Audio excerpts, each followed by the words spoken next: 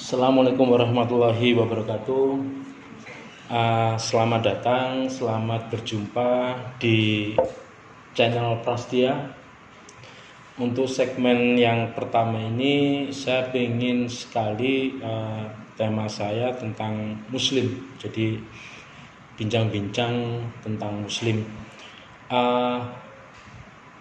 Kalau saya ngomong Muslim ini sebenarnya sudah sangat familiar lah di telinga kita, karena kita warga Indonesia atau masyarakat Indonesia itu kalau ngomong Muslim itu sangat familiar atau biasa. Ini saya ingin tentang dialog kali ini saya ingin berbicara tentang Muslim minoritas. Kenapa sih kok segmen ini sangat penting sekali dan perlu kita gali, kita bedah. Kita ingin tahu kenapa sih kok ada Muslim minoritas. Kalau di Indonesia yang pasti sangat banyak penduduk di Indonesia itu 75-80% itu Muslim. Tapi kalau kita melihat lagi di belahan dunia yang lain, baik itu di Asia, Eropa, itu mungkin ada Muslim minoritas. Ini kali ini saya mengundang Mbak Cahya Mafira. Ini sangat peduli terhadap Muslim minoritas. Saya ingin berbincang-bincang dengan narasumber saya. Kalau boleh tahu ini Mbak, panggilannya siapa Mbak Cahya Mafira ini? Biasa dipanggil Cahya atau Vira sih, tapi lebih nyaman dipanggil Vira saja. Oh gitu ya, berarti saya panggil Mbak Vira aja ya, Boleh. karena muda. Kalau boleh tahu ini Mbak Vira ini dari mana kemudian kok tertarik dengan Muslim minoritas ini gimana Mbak Vira? Jadi sebenarnya saya itu sejak kelas 1 SMA sudah mulai tertarik untuk mempelajari agama Islam lebih dalam. Saya sempat aktif di organisasi keislaman waktu itu di sekolah. Kemudian secara otomatis kan saya langsung mendapatkan beberapa info tentang Muslim minoritas ini, dan akhirnya saya tertarik gitu loh Kak. Ternyata Muslim itu ada yang seperti ini gitu. Jadi saya mencoba untuk belajar lebih dalam lagi tentang Muslim minoritas sekarang. Kalau saya lihat kan masih muda ini, masih usianya berapa? Kemudian dari SMA mana sih Mbak Vira ini? Ya. Atau sekarang sudah lulus atau gimana ini Mbak Vira ini? Ya, saya usianya 18 tahun. 18 tahun ya, tahun ini ya. Dan sudah lulus SMA Pak. Oh sudah lulus? Ya, sudah lulus tahun ini, ya. Alhamdulillah, dari SMA Negeri 22 Surabaya. SMA Negeri 22 Surabaya. Iya. Berarti sekarang sudah mau mahasiswa ya berarti ya? Mau mahasiswa ya? Betul.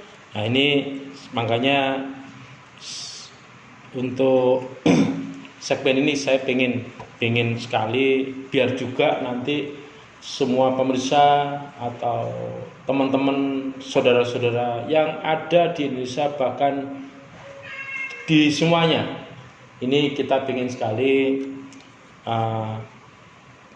membedah sedikit tentang Muslim minoritas. Nah, kalau Mbak Vira ini apa sih yang diketahui Mbak Vira tentang Muslim minoritas ini?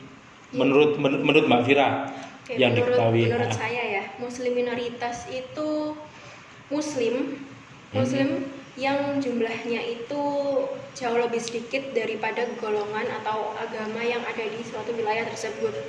Itu menurut saya. Itu pengertian secara singkat dan sederhananya. Tapi kalau menurut KBBI, Muslim dan minoritas itu pengertiannya, pertama, Muslim itu penganut agama Islam. Jadi si penganut ini pasti menuhankan Allah Subhanahu wa taala dan menjadikan Rasulullah SAW sebagai utusan Allah. Seperti itu. Nah, sedangkan kalau minoritas menurut KBBI juga adalah golongan sosial yang jumlah warganya jauh lebih kecil jika dibandingkan dengan golongan sosial lainnya yang ada di suatu wilayah tersebut atau di suatu masyarakat tersebut. Seperti itu. Gitu ya. Berarti kalau Muslim minoritas berarti muslimnya itu memang sedikit sekali ya, Ya, jumlahnya yang itu sedikit jumlah yang sekali. ada di wilayah atau daerah-daerah tertentu gitu Iya, ya, betul. Mbak Vira ya. Kalau Mbak Vira di mana aja sih Mbak Vira lokasi-lokasi muslim minoritas ini, apa di Indonesia ataukah di belahan dunia lain, tuh mungkin kita pengen tahu juga sih. Ya, jadi untuk di Indonesia dulu yang pertama, muslim minoritas itu banyaknya terdapat di wilayah timur, Indonesia bagian timur, seperti NTT, kemudian Maluku, Papua, seperti itu. NTT ya. NTT itu ada ya muslimnya Iya, ya. kebalikannya. Nusa Tenggara Timur, Nusa Tenggara di, Timur. di wilayah timur, Iya, Flores. betul. Iya, Flores itu Maluku dan ke arah timurnya. Oh, ke arah timurnya juga ya. Oh gitu. Kalau saya dengar-dengar masalah Atambua itu gimana itu, Oh Mbak iya, betul. Vira? Iya, kalau di Atambua itu. NTT itu ada suatu kabupaten namanya Kabupaten Belu. Belu. Dan itu ibu kotanya adalah Kecamatan Atambua. Hmm. Nah, di Atambua ini yang muslimnya minoritas di sana. Jadi sejarahnya itu kalau yang saya ketahui, muslim di Atambua ini tuh sebenarnya pendatang dan dia itu mu'alaf. Dan kita sedikit flashback dulu ke belakang sejarahnya kan, dulu Indonesia dengan Timor Leste itu kan integrasi, maksudnya Timur-Timur. Jadi setelah itu tahun sekitar 99, Timur-Timur terpecah menjadi negara Timor Leste dan Indonesia. Nah, tapi sebagian dari masyarakatnya itu ada yang masih pro integrasi. Kemudian mereka akhirnya mengungsi. Dipisah kemarin ya dari Indonesia, pemisahannya ke Timor Leste, kemudian mereka kembali lagi ke Indonesia dengan yang pro itu ya, pro integrasi ya. Kemudian setelah kembali mereka berarti mereka menjadi pendatang ya, di Indonesia ya. Tepatnya di Atambua, karena Atambua ini wilayahnya itu sangat berdekatan sekali dengan perbatasan Timor Leste. Nah, di Atambua ini sebenarnya kondisi muslimnya itu jauh dari kata layak ya atau sejahtera, karena mereka yaitu pendatang dan mu'alaf kan, karena mereka tuh jadi setelah awal-awal perpindahannya ke Atambua, mereka itu untungnya diterima dengan warga pribumi Atambua itu, dan mereka diberikan sekitar 1,5 hektar untuk dijadikan tempat tinggal mereka, dan mereka hanya hidup di sana. Tapi pun kondisinya yang saya ketahui ya, Bapak, kondisinya di sana itu sangat-sangat miris. Jadi kalau memprihatin ya, sangat memprihatinkan kan, karena kita kalau wilayah timur itu kan cenderung dengan kata kering, terus kemudian miskin kayak gitu, karena ya memang mungkin kurang perhatiannya pemerintah ke daerah timur, akhirnya pun berdampak juga kepada muslim minoritas yang ada di Atambua ini. Seperti gitu itu. ya, wilayah timur itu ya. Iya, timur. Kalau dunia gimana? Nah, kalau dunia Vira, ini muslim minoritasnya itu banyaknya terdapat di wilayah negara Eropa. Di bagian barat Eropa sana itu banyak muslim minoritasnya. Tapi di Asia pun ada, apalagi Australia itu juga ada. Afrika pun juga ada sepertinya. Nah, kalau yang di Eropa ini sebenarnya walaupun mereka muslimnya minoritas, tapi karena mungkin Eropa ini negaranya banyak yang maju ya Pak ya, jadi muslim di sana juga sudah mulai berkembang walaupun minoritas, tapi mereka mendapatkan perhatian yang hampir setara dengan mayoritas yang ada di sana, seperti itu. Gitu ya, di Eropa itu ya. Iya. Di Eropa ya. Tapi kalau di India seperti di Asia seperti di India misalnya, India, terus kemudian Kashmir, ya. Cina, kemudian Thailand, Myanmar, itu muslim minoritasnya masih ini sedikit ada perilaku diskriminasi di sana. Oh iya. Terutama di yang muslim, mungkin teman-teman tahu muslim Rohingya. Muslim Rohingya, lalu muslim Uighur, muslim Kashmir, dan muslim Uttar. yang Uttar Pradesh itu ada di India. Nah, mereka itu mendapatkan perilaku yang sangat-sangat tidak etis dari pemimpin di sana, pemimpin negara di sana. Seperti misalnya Muslim Rohingya itu mereka ada penindasan, kemudian ada pembunuhan dan pengurangan jumlah Muslim di sana.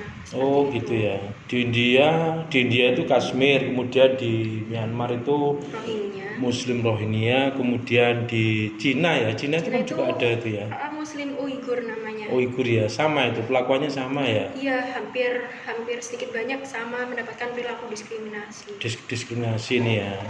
Iya. Tapi kalau misalnya kita bicara ke wilayah Asia yang misalnya Jepang, lalu Korea Selatan, Thailand dan Singapura, itu muslim minoritasnya lebih diberi perhatian khusus. Maksudnya mereka, oleh pemerintah. Iya, mereka sudah banyak didirikan masjid, tempat untuk beribadah, kemudian restoran halal juga di sana sudah banyak. Hampir sama seperti yang ada di bagian Eropa, negara Eropa sana. Gitu ya. Alhamdulillahnya seperti itu.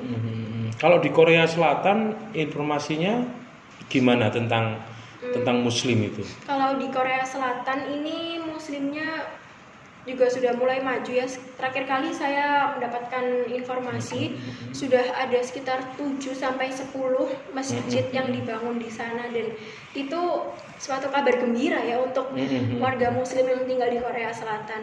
Pun juga dengan Jepang. Oh, Jepang juga sama ya.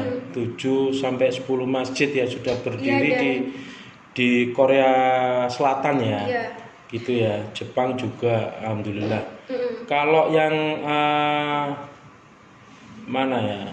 Jerman, Belanda. Kalau Jerman Belanda itu? Kalau Jerman dan Belanda itu juga sudah mulai ini ya Pak ya. Karena dia negara Eropa, negara maju, jadi sudah mulai banyak masjid juga di sana. Tapi untuk pastinya saya belum mendapatkan informasi berapa, tapi yang pasti mereka muslim minoritasnya tidak seperti yang ada di Uighur, Rohingya, Uttar. Karena diskriminasi tadi ya. Ya semoga lah kita mendoakan Muslim yang ada di sana bisa diberikan ketabahan, Mbak Fira ya. Semoga selalu dilindungi oleh Allah, diberikan kekuatan, mereka tetap bisa menjalankan ibadahnya. Itu yang kita harapkan dari sesama saudara Muslim, Mbak Fira ya.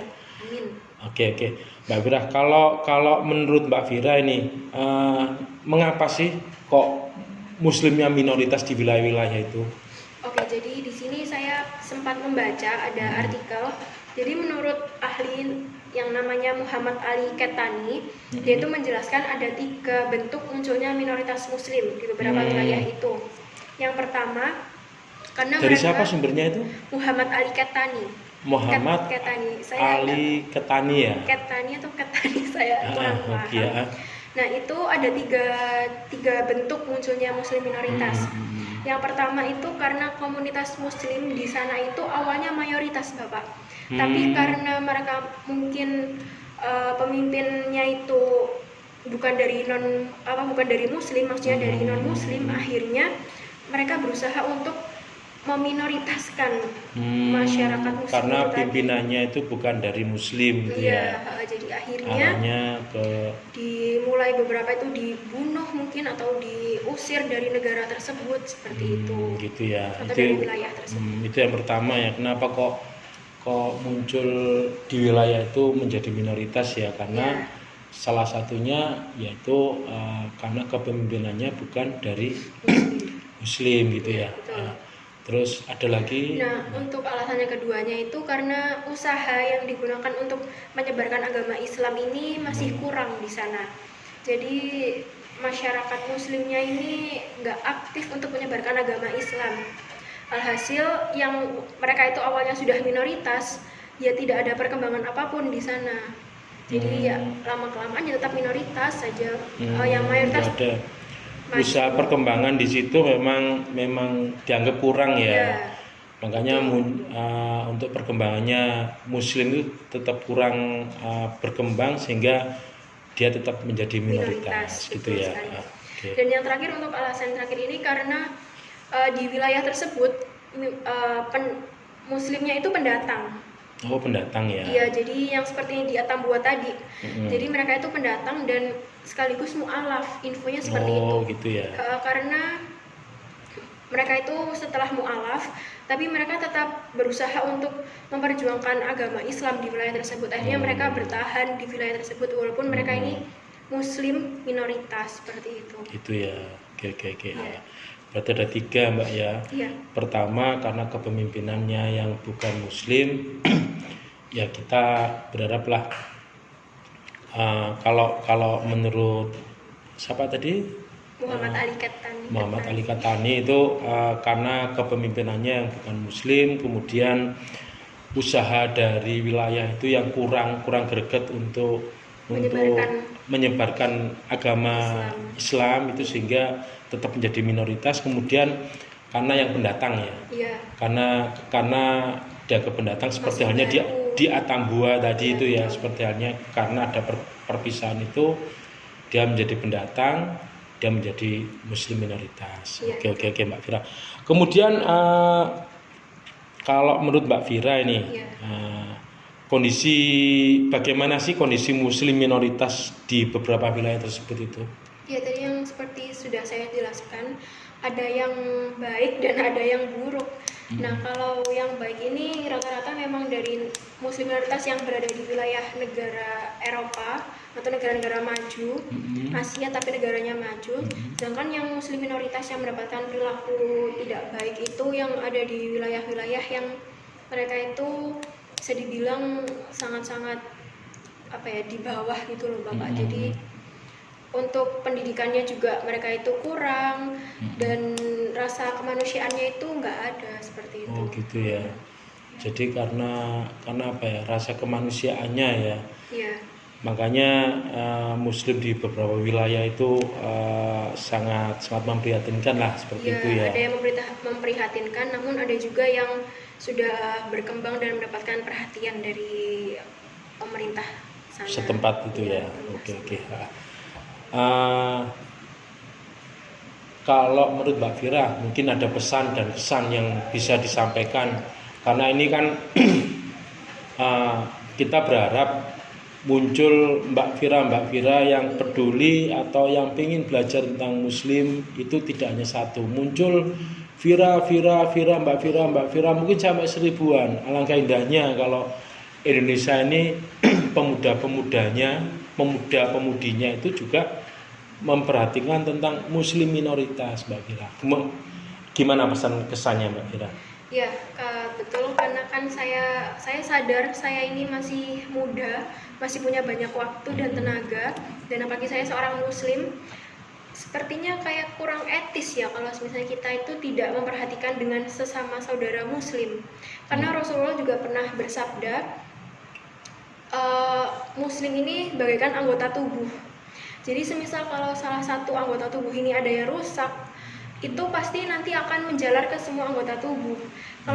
Jadi diibaratkan itu kalau ada Muslim yang di sana itu menderita, nanti pasti akan ada Muslim lainnya yang mungkin akan menderita juga, dan akhirnya Muslim ini menjadi agama yang jatuh, tidak menjadi agama yang jaya seperti pada zaman dahulu. Kita pernah belajar, Muslim pernah meraih masa kejayaannya, dan saya pun berharap di masa-masa sekarang, bahkan di masa yang akan datang, Muslim juga akan menjadi agama yang jaya seperti itu. Nah, jadi untuk teman-teman mungkin yang seusia dengan saya ataupun yang sudah masih di bawah saya atau yang sudah di atas saya pesannya itu berharap kalau semua orang itu, terutama Muslim, lebih memperhatikan dengan saudara sesama Muslim agar ya itu tadi agama Islam tidak menjadi agama yang tertindas seperti itu. Minoritas ya. Iya. Minoritas berarti harapannya nanti ada banyak sekali dari pemuda-pemudi, remaja yang sadar terhadap membela sesama Muslimnya seperti gitu, itu. Dan saya juga pernah di organisasi saya itu, saya juga diajarkan kalau mendapatkan ilmu, kalau sebenarnya Allah Subhanahu wa Ta'ala itu menciptakan manusia itu dengan misi khusus. Jadi misi kita itu adalah menjadi khalifah fil ard, seperti yang tercantum di dalam Quran surat Al-Baqarah. Ayatnya saya lupa ayat berapa, nanti saya cantumkan aja. Dan kemudian di sana itu menjelaskan kalau manusia itu seharusnya menjadi khalifah fil ard. Kita tuh harus menjaga keseimbangan yang ada di muka bumi ini. Karena Allah itu sudah memberi kita banyak sekali kenikmatan, dan kalau misal kita merusaknya itu bukannya itu sebuah perasaan yang nanti kalau misalnya Allah marah bagaimana. Saya selalu mikirnya seperti itu. Dan saya tuh juga sangat ingin sekali bisa bersentuhan langsung dengan masyarakat muslim minoritas, terutama untuk berbagi cerita, berbagi semangat, motivasi. Saya tuh sebenarnya sangat ingin mendengarkan alasan mereka itu mengapa mereka itu masih bertahan gitu loh Bapak, di wilayah yang dimana mereka itu jelas-jelas minoritas dan mereka mendapatkan perilaku mungkin yang tidak enak tadi itu, tapi mereka tetap mempertahankan ketauhidannya. Dan itu saya ingin sekali mendengarkan alasan mereka kenapa kok bisa seperti itu. Berarti pengen sekali main-main ke sana ya. Iya, saya di wilayah-wilayah lokasi-lokasi yang minoritas ya, Mbak Fira ya. Di Indonesia dulu saja mungkin sepertinya. Oke Mbak Fira, terima kasih ya atas waktunya. Terima kasih. Semoga ini bisa bermanfaat bagi teman-teman, bagi saudara-saudara, terutama saudaraku yang muslim, sehingga bisa bermanfaat untuk kita semua. Dan apa yang kita berikan, kita sampaikan ini hanya sedikit sekali pengetahuan tentang muslim minoritas. Masih banyak sekali hal-hal yang nantinya di segmen kedua ini nanti akan saya bahas lagi terkait muslim minoritas. Saya kira itu yang bisa saya sampaikan. Semoga bisa bermanfaat bagi diri saya sendiri, juga mungkin bagi Mbak Cahya Mafira, dan untuk teman-teman semua. Saya akhiri. Assalamualaikum warahmatullahi wabarakatuh. Waalaikumsalam.